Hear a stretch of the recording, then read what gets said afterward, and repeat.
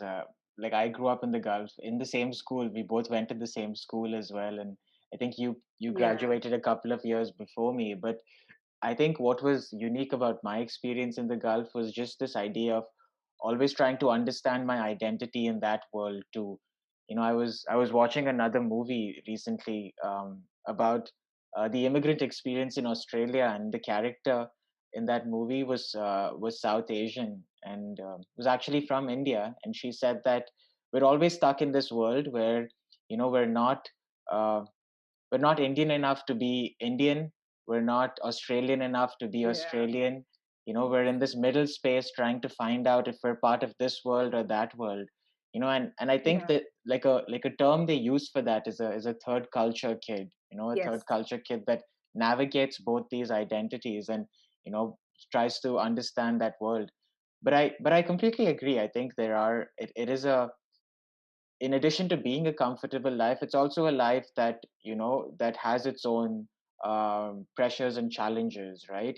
Most of Yes. our parents were professionals over there, and they had their own jobs to look after, and they tried their best to give us a comfortable Yeah. life, And which and was. if And if I can add to that, so the job security is something that only I understood later, right? So because in the Gulf, you don't have a visa, right? You have this work visa, it's a contract, it renews for 2 years. And of course, growing up as a kid, I didn't understand. So, even when my parents would come on vacations, right, to Mumbai, they were constantly on calls, and I used to ask, I think I used to ask my dad, why are you on call, you're on vacation? And then he said, no, but what if I get replaced? And I never understood that, but apparently that's a thing. They were really worried about their jobs, that's why they worked, I would say, harder. Yeah. Otherwise, I mean, had they probably been in a country where they were assured of at least a citizenship or whatever, it would have been a little better. So this was something that I didn't probably realize when I was growing up, but now it makes sense to me. True, and that point you actually brought up about citizenship. It's different from moving to maybe North America, where people get an opportunity to transfer their residency into something more permanent. In the Middle East, it's very unlikely, or it's a lot harder to convert. Like for instance, my family stayed in the Middle East for over 20 to 25 years, but it was a lot harder to convert that into an actual citizenship. And a lot of our parents, spend so many years in a particular company.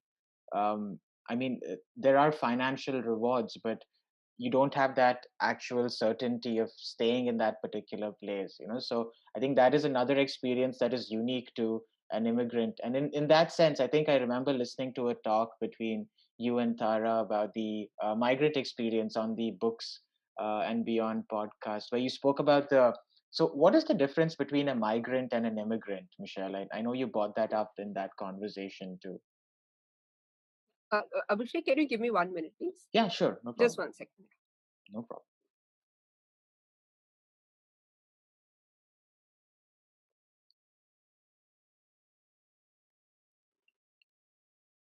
So while Michelle comes back, just to give you a little more about Michelle's work, Michelle has a really interesting literary journal, and I will be posting a link to that. The podcast that she hosts, they now have 4 seasons of episodes.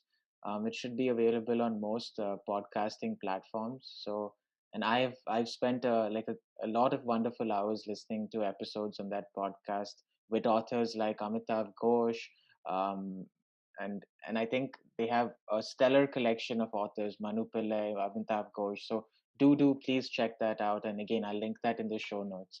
But sorry, Michelle, I was just giving them a little more about your journey. But Yes. Michelle, that difference between a migrant and an immigrant, because I think that plays a very important role.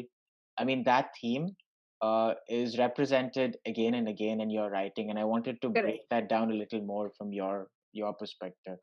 Right. So that's something I did not know earlier. Because I have been thinking a lot about this, about who is a migrant or who is an immigrant, because I've been Googling a lot of writers who are, migrants.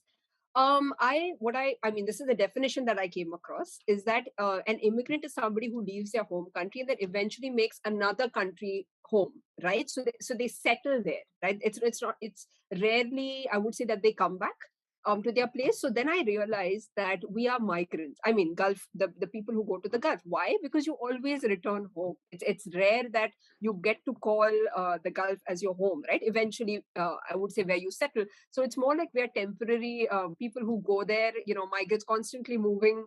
And then you're always back to your home country. Like it could be any place. I mean, Pakistan, Sri Lanka, India, whatever. So that is the biggest difference. A migrant is somebody who eventually returns to their home country. Interesting. Yeah. And